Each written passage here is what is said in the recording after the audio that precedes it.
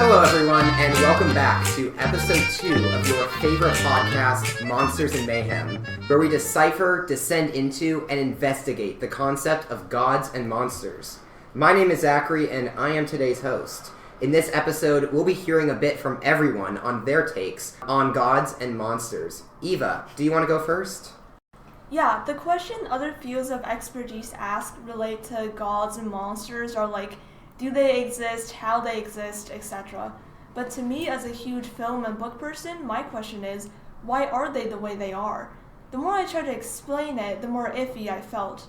I'm being framed into thinking that everything gods do are for a good reason and everything monsters do are for a bad reason.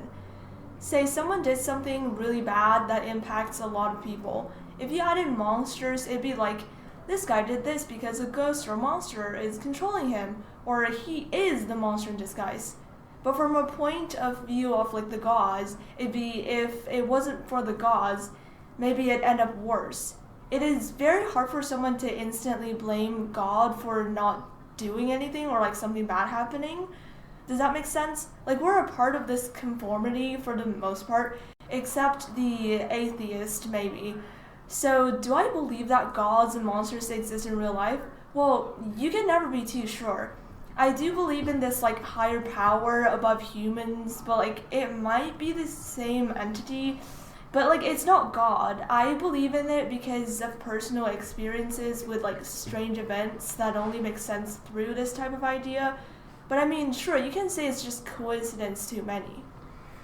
What an interesting worldview. Thank you, Eva. So, on the concept of inherent good or bad in gods and monsters, how would you define a malignant god or an apathetic god? If a god with the power to do good decides not to, doesn't that make them bad or perhaps a monster?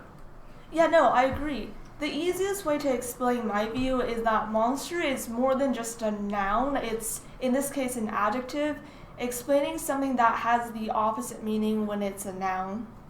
Thank you, Eva. Selena, what's your view on gods and monsters? In most biblical or religious stories that we have all heard, the term God usually refers to a good or divine being, and the term monster refers to an evil being. However, to me, these sides are not as black and white as the tales may lead us to believe. For example, take Zeus and Hades. Both are under the term God, but most assume Hades is evil. This is not necessarily true, which can lead people who are unfamiliar with Greek mythology to this misconception.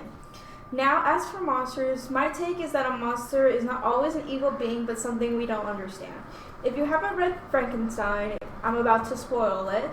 We know from this story that the monster that Dr. Frankenstein created wasn't a monster, but just something he misunderstood. At first, the monster just wanted to be friends and just wanted to be accepted, and he wouldn't have done some of the things he did if it wasn't for the betrayal by his creator.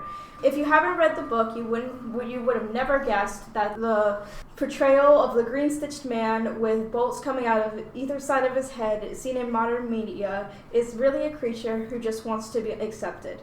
Victor didn't take the time to understand the creature he created and therefore saw him as a monster. We shouldn't assume a god is automatically good and a monster is automatically evil because there's a gray area. Thank you, Selena, for highlighting the nuance here. I was hoping you could talk a little bit more about Hades in Greek mythology.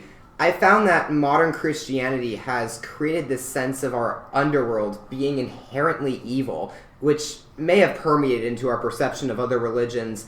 How exactly did you separate Hades from other underworld deities, gods, or monsters like Satan, and the overriding concept of the underworld being this bad and evil place? How is Hades not a monster? So, mythology only noted Hades as the god of the underworld / dead for the most part. While there are some stories of him doing bad things, you really have to dig for those stories. He's not really evil, he just happens to be has control over a dark realm. He's just doing the job he was assigned to in a way.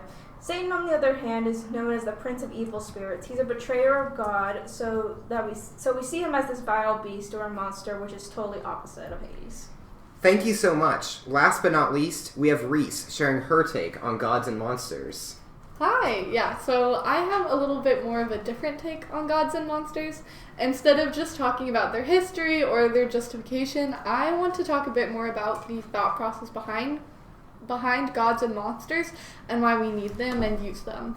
I think the fact that we as a species constantly need something to blame or thank says a lot about our society as a whole.